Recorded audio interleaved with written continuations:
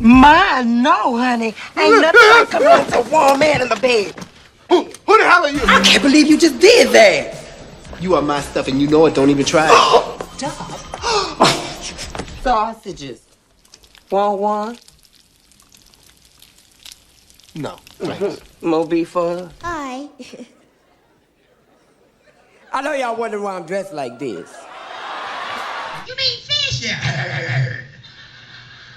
Fish, Good evening, ladies and gentlemen. Welcome to Woman to Woman. We have our First Lady, Kelly from Beverly Hills. Can you imagine stealing a role written specifically for RuPaul and having Hollywood rewrite the entire character just for you? Can you imagine performing 2-hour comedy shows completely improvised every week for 4 straight years without ever touching a script? No, there's a lot of out there saying he a fool, but you know what? When you go to Burger King tomorrow and I pull up in my Porsche, Give me a burger. This is Corwin Anthony Hawkins. And stick around because the story of how he landed his breakthrough movie role will blow your mind. But what happened just months before it premiered will absolutely break your heart. squeeze me, who am I? This is my room you dropped in last night. Brother, you better show me some tits or die. Miss Pages, you need to come up in here and get this rock wilder. March 12, 1965. Brought Corwin Anthony Hawkins into the world in Houston, Texas. Raised in a devout Catholic household, Corwin attended St. Peter's Catholic School alongside his siblings Phoebe, Dedra, and Wilbur Jr. His parents, Wilbur and Joyce Hawkins, brought their children up in the St. Benedict's Catholic Church community. Nothing about this religious upbringing hinted that Corwin would become Texas's most outrageous comedy sensation, performing acts so wild that audience members would literally lose their clothes on stage. like I said, I thank all the contestants for coming out tonight. And being Miss Gay Texas is so wonderful because I get to travel all over Texas and meet a lot of wonderful people. And you people in San Antonio especially, you have been very wonderful to me when I was working here regularly. I thank you so much. After graduating in 1982, Corwin discovered something that would define everything. He could transform himself into anyone, particularly the biggest female stars of the era. This wasn't simple drag or lip syncing. Corwin had stumbled onto his calling in female impersonation, and he was about to revolutionize it completely. Girl, was it good? You heard she getting out the car? Yeah. I wonder how she look. Hey, yeah! By the late 1980s, Corwin wasn't just another club performer. He was creating entertainment nobody had witnessed before. Every Tuesday night for 4 consecutive years, crowds packed Texas venues for something extraordinary, a 2-hour stand-up comedy show entirely improvised. Not one word scripted, not one joke pre-planned. Most comedians spend months perfecting a 1-hour special. Corwin generated fresh material in real time, and audiences couldn't get enough. His signature move was a transformation that defied expectations. Corwin would arrive looking like absolute elegance. Immaculate bob hairstyle, designer Chanel 2-piece suits, expensive Ferragamo shoes. The crowd saw this pageant queen, this vision of sophistication. Then the music started and everything changed. As Amazing Grace, his stage persona, Corwin deliberately destroyed every expectation. While other female impersonators wore flowing evening gowns, Corwin chose outfits that challenged norms. Good evening, ladies and gentlemen. Welcome to Woman to Woman. We have our First Lady, Kelly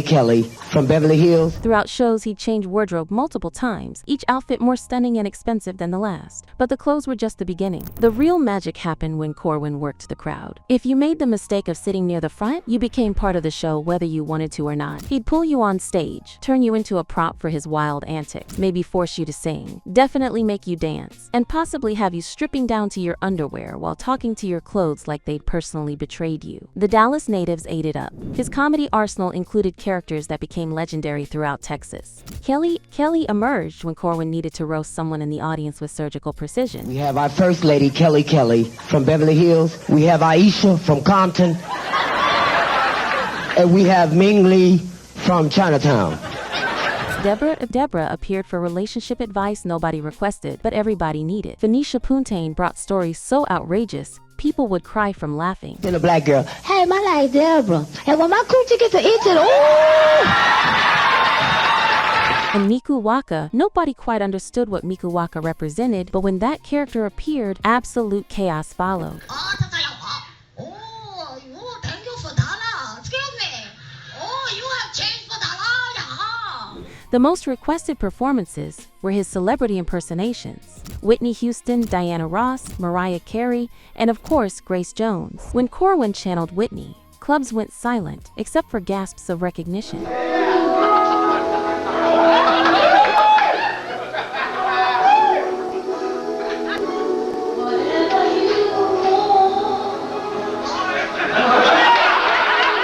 Every gesture, every head tilt, every hand movement was studied to perfection. Audiences would close their eyes and swear Whitney herself was in the building. Even Grace Jones herself attended one of his shows while visiting Dallas, along with Keith Carradine and Lucy Arnaz. But Corwin wasn't content with local fame. In 1991, he entered the Miss Gay Texas pageant as Amazing Grace. How y'all doing?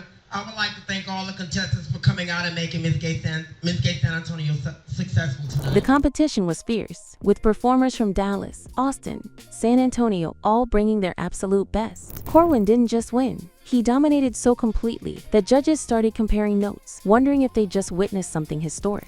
The next year brought another crown, Texas Entertainer of the Year. This wasn't a beauty contest anymore. This was recognition of pure talent, and Corwin wore that title like armor as he set his sights on the national stage.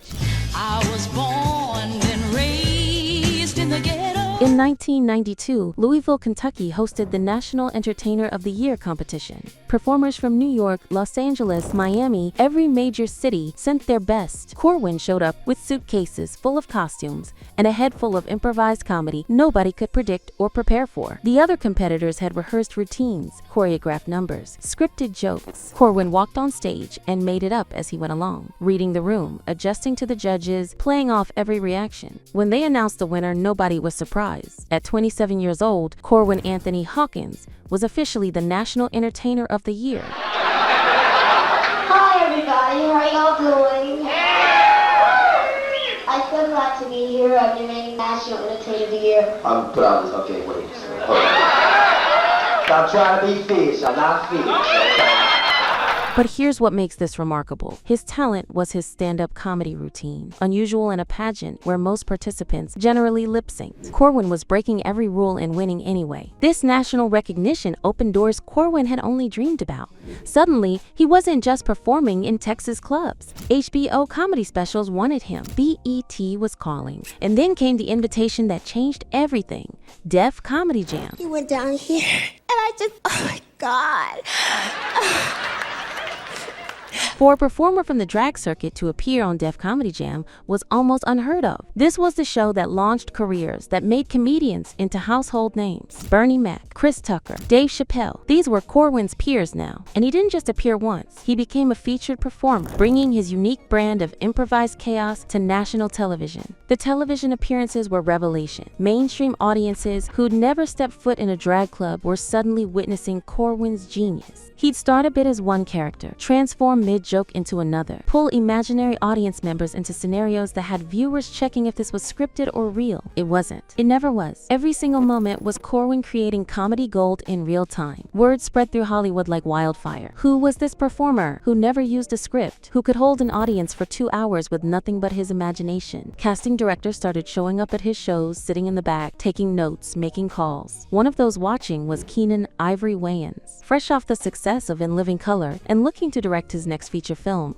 Wayans had a problem. He was developing an action comedy called A Low Down Dirty Shame, and there was a role he couldn't cast. See, he gonna make me go home and slap my mama. The character was called Peaches, originally written specifically for RuPaul. Hey, Bernard. Marvin. Excuse me. Who's this? This is Bernard. What's wrong with you? But then Wayans saw Corwin perform. He watched this master improviser control a room, create comedy from nothing, bring depth to characters that could have been one-dimensional. Wayans made a decision that shocked everyone. Forget RuPaul, rewrite the role. He wanted Corwin. Think about what that means. RuPaul was already becoming a mainstream sensation. Supermodel was climbing the charts.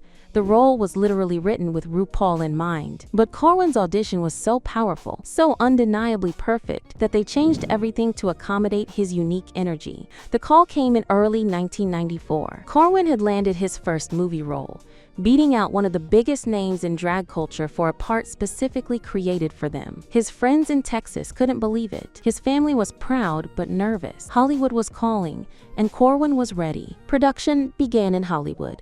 and Corwin brought the same fearless energy to the set that he'd perfected in clubs. Between takes, he'd entertain the crew with his impressions. The Whitney Houston performances became legendary among the production team. Someone would mention they missed a Whitney concert, and suddenly Corwin would transform, using whatever was available as a wig, hitting every note of I Will Always Love You, while the entire set stopped to watch. Keenen Ivory Wayans later said that Corwin brought something to Peaches that the script never had. The improvisation skills meant Corwin could adjust scenes on the fly, adding jokes that weren't written, finding moments of humanity in what could have been just comic relief. Say, why did you do that? Now look, you work with me and I'll call him and tell him it was a joke. The character of Peaches wasn't just another drag queen in a movie. Corwin made sure of that. He drew from Kelly's sass, Deborah's wisdom, Phoenicia Puntain's outrageousness, and Miku Waka's unpredictability. Every scene was Corwin pulling from 4 years of Tuesday night improvisations, from countless pageant performances, from his HBO and Def Comedy Jam appearances.